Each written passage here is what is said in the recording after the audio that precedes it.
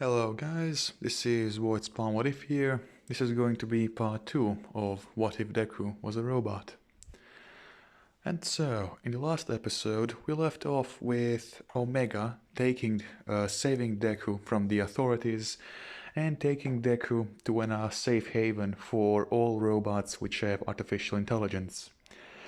And, well, how do you say it? Right.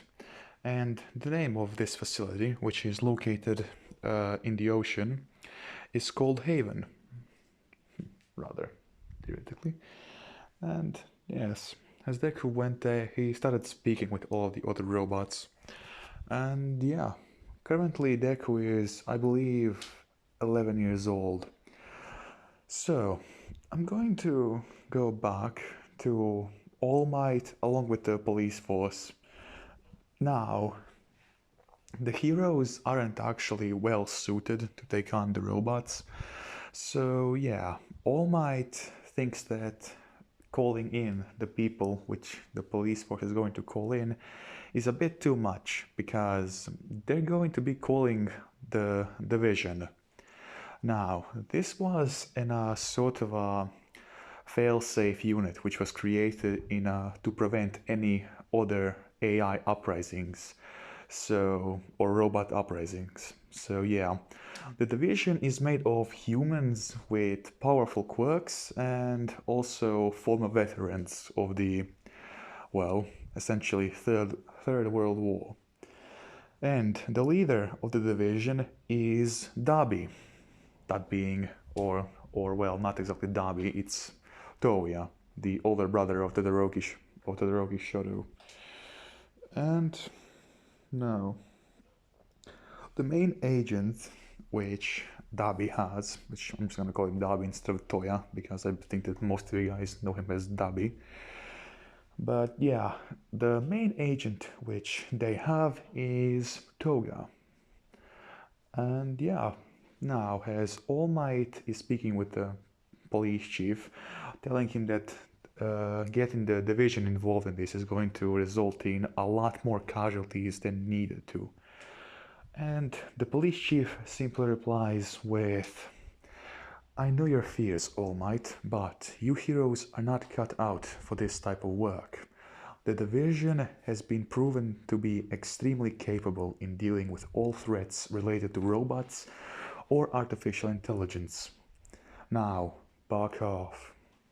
And yes, here they are. And after that lovely conversation, and a helicopter finally arrives. Well, more like several helicopters. Now, after those helicopters gets after the helicopter, Dabi, Toga, along with 3 squads of division agents. And so, as All Might jumps off to deal with a villain attack which had just happened, Dabi and the police chief speak. With Dabi asking the police chief this. So, Chief, what exactly is going on? Because from the reports which I heard, there is an Omega type assassin droid and also some sort of a new type. I've never seen this sort of, robot before. With the police chief replying, yes, one of them was an Omega type assassin and the other one is, we've simply codenamed him for now Juggernaut, because he could withstand enough 100% punch from All Might. With Dabi now realizing that the Juggernaut is actually a robot which is capable of going up against All Might, or at least taking several punches from him, he begins to theorize how exactly they're going to deal with them. But that's when Toga steps in and asks the police chief, where exactly are they? Or do you have any sort of clues on where they might be headed to? With the police chief replying that they couldn't exactly follow them because the tunnel or the sewer system which they were going in was blown up by the Omega Assassin. With that, Toga simply nods in understanding. And so, Dabi asks the police chief, can they start the search? The police chief nods in agreement. And, well, after that, Dabi sends out several drones, although I know that it sounds a bit stupid, like they're the division which are supposed to get rid of robots, but yeah, these drones are controlled by humans, and so yeah. And as all of was going on, the drones go ahead and try to find them all throughout the city, and also going into the several forests which were surrounding Tokyo which surround Tokyo. Also the mountains. And they make their command center right beneath the sewers which they were. And Darby also calls for reinforcements. That being another 100 or so agents which are going to be going through house to house and asking people if they were able to see something or hear something. And while all of this is going on, this is being broadcasted by the news. And that's when another organization, the Syndicate, is looking exactly at what the division is doing. Now, the Syndicate are essentially terrorists, former criminals, villains, mafia leaders, and all that. And the leader of this syndicate is the one and only Overhaul. And yes, while the division wants to destroy all of the AIs and robots, the Syndicate's main purpose is to take control over them and then essentially rule the world. Which Japan wanted to do before, but that's when the robots sort of kicked them in their balls, and yeah. But the Syndicate has several different ways of keeping the robots under a leash, although, yeah. And essentially, as Overhaul is currently looking as all this is going on, he asks one of his lieutenants what exactly is going on. With the lieutenant, let's just call him Ska, there we go, as Ska tells Overhaul that exactly like this. Well, boss, from what we understand, an Omega assassin type droid, along with a new type of robot never seen before, were able to completely demolish in a police convoy. Now, this is Overhaul, with the Overhaul replying, what exactly do you mean? An Omega assassin droids are powerful, being able to go up against top-ranked heroes, but they're not capable of destroying in a fully armed police convoy. Well, not just it, sir. They didn't kill anyone. What do you mean they didn't kill anyone? Well, several of the transports were knocked over, with one of them even having their gun ripped out by, from what our intelligence says, is a new robot, which the police has identified as Juggernaut. It was capable of taking in a direct hit of All Might's 100% punch, and was also able to shortly destabilizes All Might's cybernetics. So, yeah, this Juggernaut truly is a Juggernaut. With then Overhaul asking him, what exactly do we know about the Juggernaut? The Omega droid is a pretty wide-known fact on how to deal with them, but this Juggernaut, what do you know about him? From what we got from the police, it would seem that the Juggernaut is somewhere between 10 and 15 feet tall. Its armor is extremely, durable and thick, we believe, although he's also extremely fast, being able to go 70 miles per hour while running, although we do believe that he can go even faster if he is pushed to doing that. Do we have any sort of weapons which could maybe be able to, destabilize him so that we could hack into him? Well, boss, not exactly. We believe that this type of thing which he has is... We believe that he might be completely and utterly, we believe that he might not have a weakness to electricity.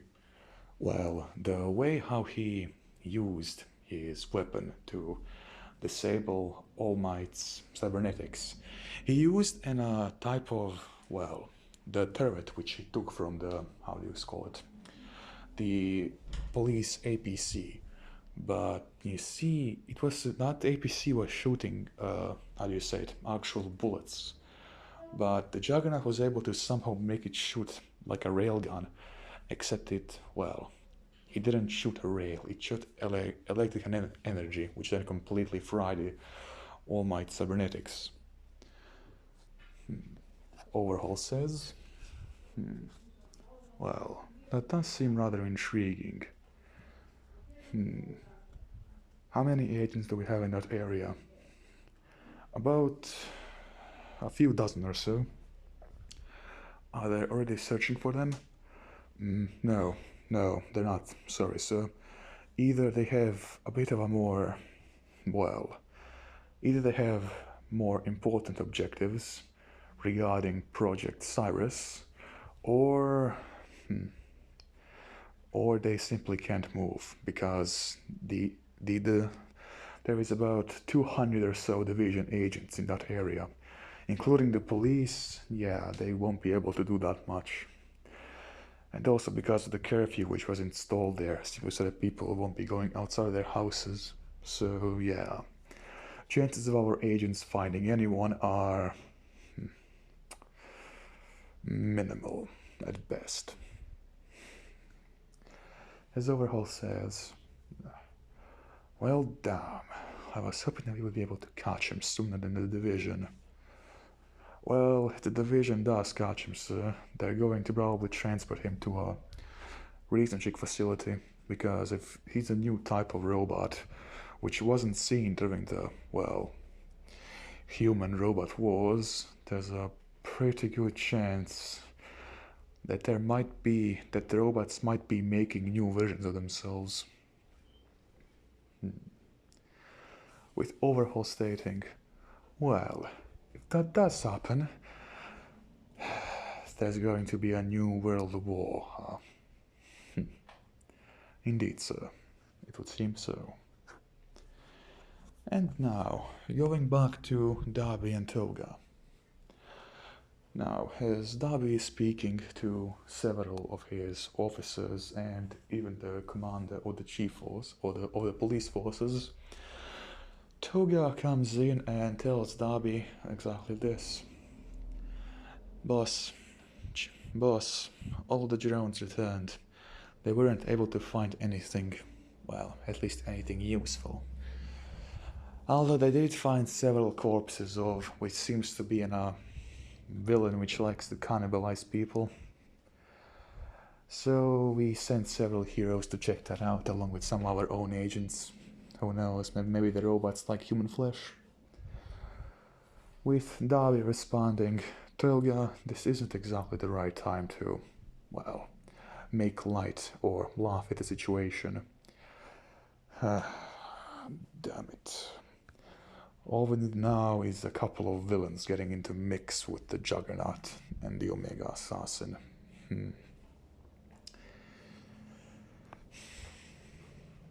We're spread out a bit too thinly. Our agents are currently all over Japan and Korea, seeing as Korea was completely and utterly destroyed by the robots due to several major factories of them being there. We're spread too thinly. We don't have enough agents to do a complete sweep of the city. Or, well, we do, but it's going to take quite a good while for us to do that. Toga, I have a new assignment for you. With Toga replying. Yes, boss? What is it? The sewer system.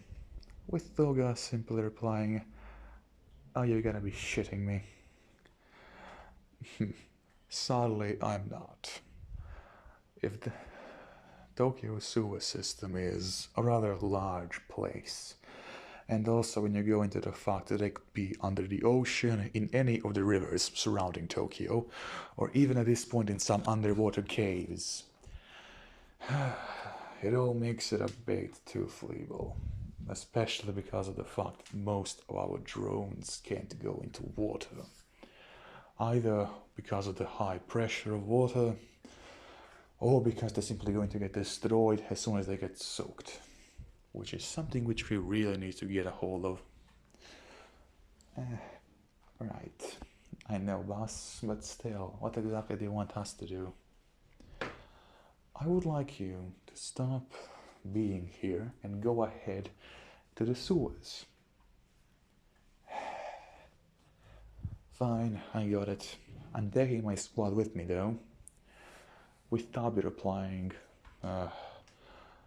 take half of your squad. Your squad is the best one we have on dealing with actual AI robots. Fine, only half. But if I die, it's your fault. You didn't die yet, so you probably won't die now. So, anyways, police chief, how exactly are things going on your end? We've set up roadblocks all around Tokyo. We sent our helicopters to try and, well, find anything we can in the forest. Although due to the cloaking abilities which the Omega Assassin type droids have, we probably won't be able to find nothing. We probably won't be able to find anything, or any trace of them more accurately.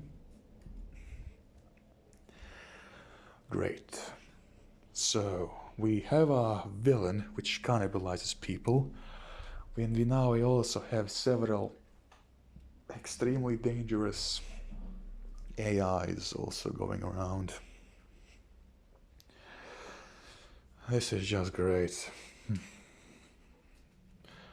Well then, this is going to conclude our little meeting.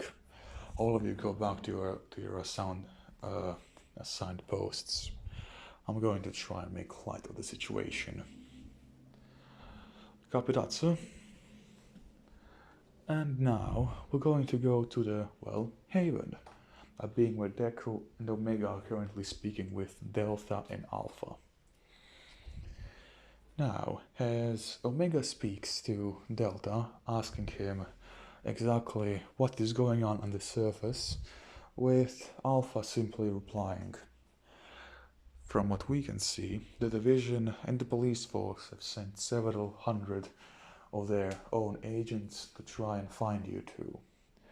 And also, due to our exceptional hacking abilities, we were able to find out that they've nicknamed you, Deku, that they're calling you Juggernaut.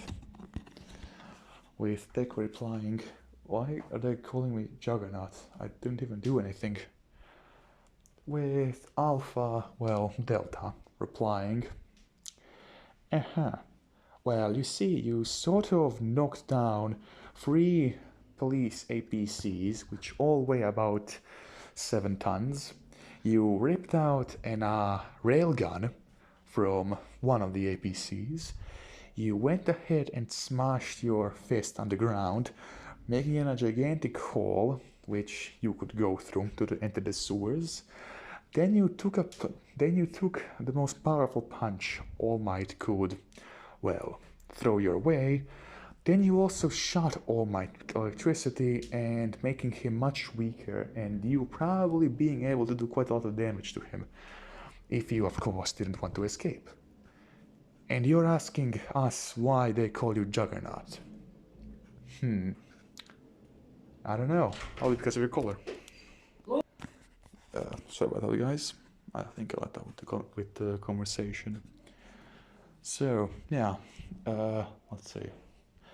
As Delta says this a bit comedic way, Deku gets it and says, oh, I guess so. And after that, they simply, well, tell Deku to go ahead and wander around the facility and try to see what exactly is there. And also, Haven is, well, the main part of it is a facility, essentially in a, well, a spherical shape on several, how do you say it, I guess a sort of a podium on the seafloor, and that's like their main thing. But then they have also several tunnels Some of the tunnels which go into shipwrecks, which have been, reinforced so water doesn't get into them. Some of those shipwrecks being engineering bays, repairing bays, research bays, and all of that good stuff. And then their main tunnel actually goes beneath the seafloor and making that's essentially their main base. And well, that entire thing is about, I would say, if you're gonna see how much you needed to walk to go around the entire facility, it's about 53 kilometers. So yeah, a rather large facility, if I may say so, especially since most of it is located underground, with the main part being underwater, but still.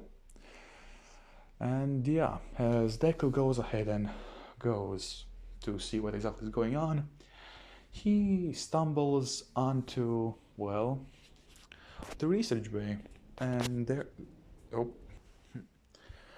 and as Deku goes into the engineering bay, he sees a rather particularly, sleek but also tall robot, which can extend her hands so that she has multiple tools at once. Now, as Deku goes ahead and, well, is currently looking at what the female robot is currently doing, yeah, she turns around, and as soon as she does, she gets a bit startled, and yeah, then some of her tools fall to the ground. Because keep in mind, guys, that the AI which the robots currently have, they're immensely, and I do mean immensely, how do you again say it, technologically advanced. So yeah, they even have their own proper emotions, which later like in different type of codes. And yeah, essentially how how the AI works, any sort of new experience they get, they immediately learn it. So yeah, essentially any single robot which survives a battle or an encounter with a hero, they're going to learn all of the hero's moves and how to best combat them. So yeah, that's why the AIs were such a terrifying threat against humanity. Which, in all honesty, if humanity didn't have quirks and also massive nuclear launches, yeah, they would have lost the war, like, immediately.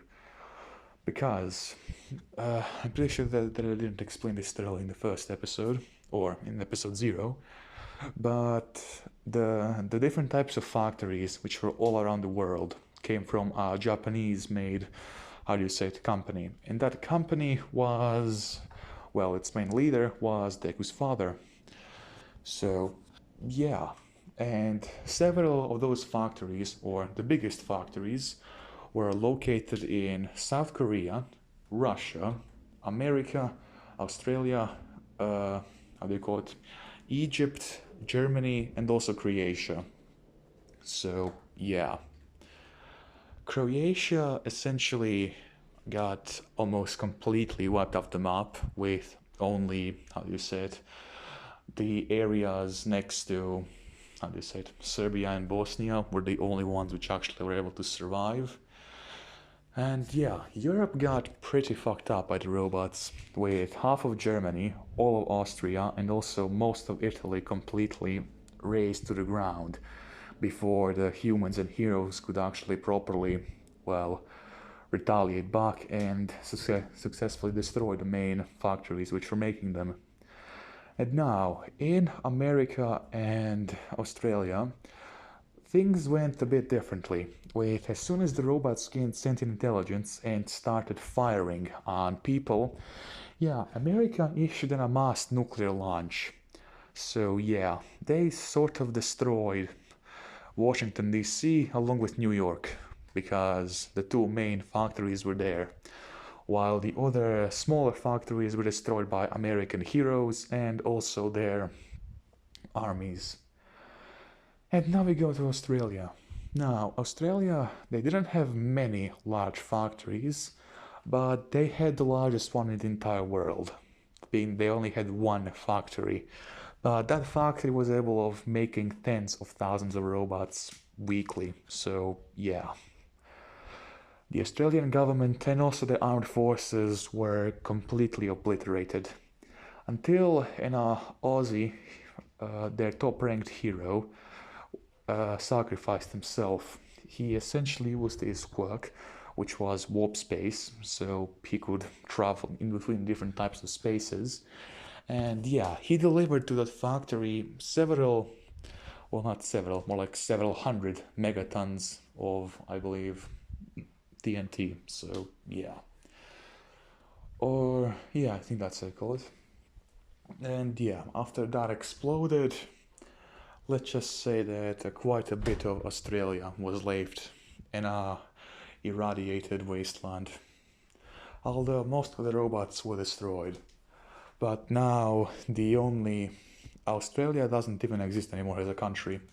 Now you have Oceania, which is Indonesia, New Zealand, Papua New Guinea, and also Sydney, and well, I believe it's called Tasmania. Yeah, that's everything which is left of Australia. They only have Sydney and that one island, Tasmania. And now we go to South and North Korea. Now, the factories which are located in South Korea essentially destroyed the Korean army, that is the South Korean army, in a matter of months. Because yeah, the South Korean army at least, was extremely dependent on war robots. Because yeah, North Korea and China. So yeah, when the war started, essentially there were 3 times as more robots in Korea than there were humans. So yeah, about I believe 73 million robots, because it was like 3 times of the population of Korea. So yeah. And after that, some of the more larger ones started making their way towards Japan, that being like a million or so, while the other ones went ahead towards North Korea and China. And now, at that point, North Korea went ahead and used several of its nuclear missiles to shoot at the border where the robots were.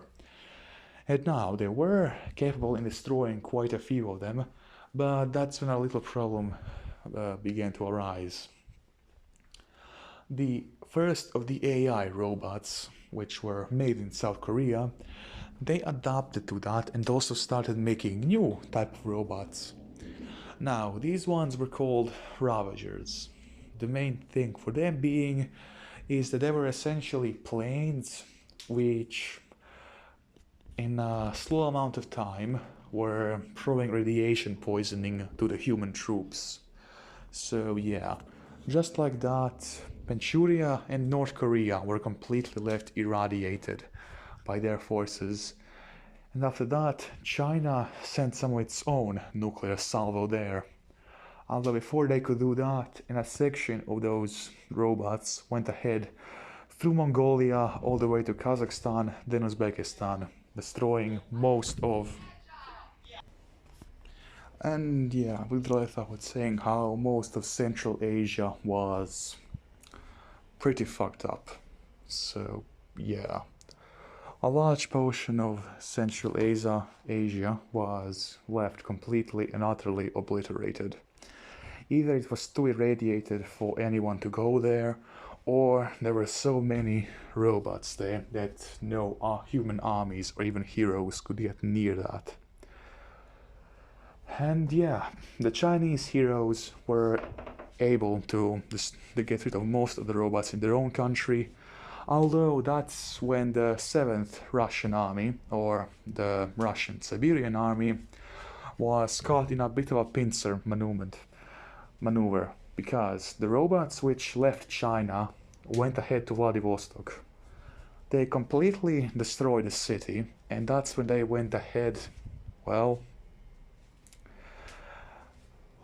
that's when they went ahead to, just like I said, do a pincer movement, because the Russian armies were completely cut off. They had no way of contacting the rest of the motherland. because all their other armies were fighting near Moscow, because yeah, Russia at this point was completely cut off, with robots attacking both the Nordic countries, Europe, Asia and China, all them through Russia. And the main holdouts which Russia had were the main area of Moscow, how do you say it, Petersburg, and also, how do you say it, Vladivostok. Vladivostok was completely and utterly obliterated by the robots. So yeah. And also the 7th Siberian Army, which was fighting against the main forces in robots in Siberia.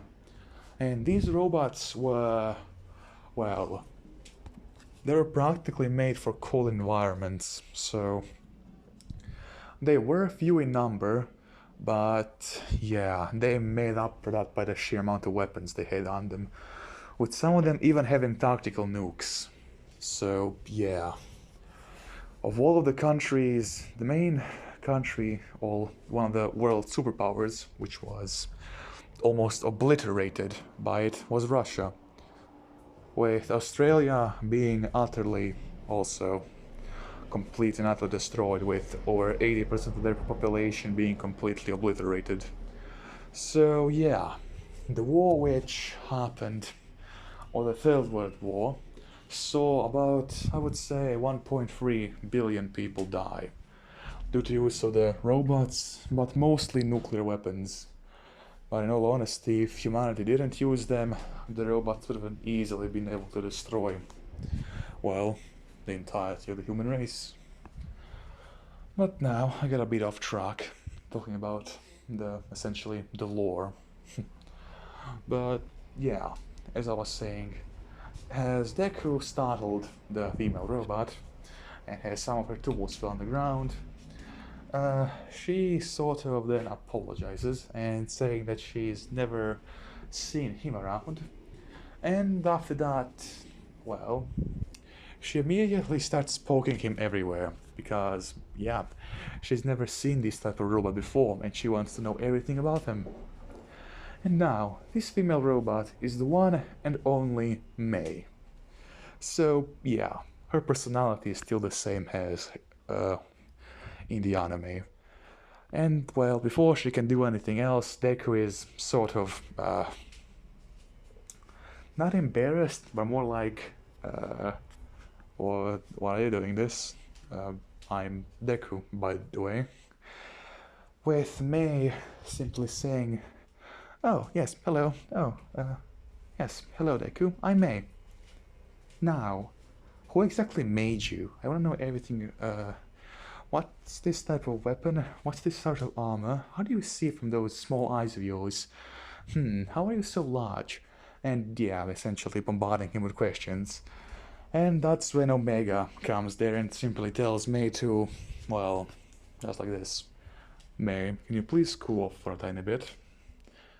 But, Mei, okay, I'm gonna go back to doing what I was doing. And yeah, that's when Deku simply asks Omega, who is she? With Omega simply replying, oh, that's Mei. She was made in the Korean branch. And well, yeah, in all honesty, she's probably the greatest robot engineer which, well, in the entire world. She was the one who fixed up quite a lot of our, well, either injured brothers and sisters. Huh. That's good to know. But anyways, what do you think of this place? With Deku replying to Omega, this place is gigantic. Like, I saw several... Was there an aircraft carrier? With Omega simply replying, yes, believe it or not, the ship which we're currently in is the Yamamoto. With Deku simply replying, wait, what now? You know, largest warship, well, battleship ever created, the Yamamoto. With Deku, if he had a jaw, he would simply, well, it would fall to the floor, because, yeah, he never thought that he would be in the Yamamoto battleship. And yeah, after that, Deku says to May that he has to go ahead and talk to May about something. And as he goes ahead and he asks May if she's busy, with May replying, well, I'm currently doing something about this robotic arm, but after it I'm gonna be pretty free, so what about now? What do you want to talk about, Deku? With Deku replying, well, my main chest piece got a bit, well... what exactly happened to you? That looks pretty caved in. Oh, All Might punched me.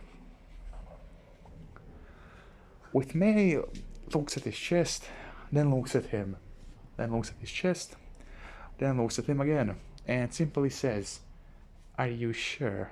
I'm pretty sure that if All Might punched you, you would be a pile of scrap by now. With Deku replying that this armor which he has is rather strong. And at that point, May simply tells him, yeah, alright, I'll try and see what I can do with it. Although, it's probably gonna take a while, so you better sit there and wait. With Deku replying, yep, sure, alright. And yeah, after a couple of hours, Deku leaves the engineering bay with now his armor fully fixed up. With him saying thanks to May, and May simply replying, anytime, Juggernaut, because I believe that's how everyone's going to be calling you from now on.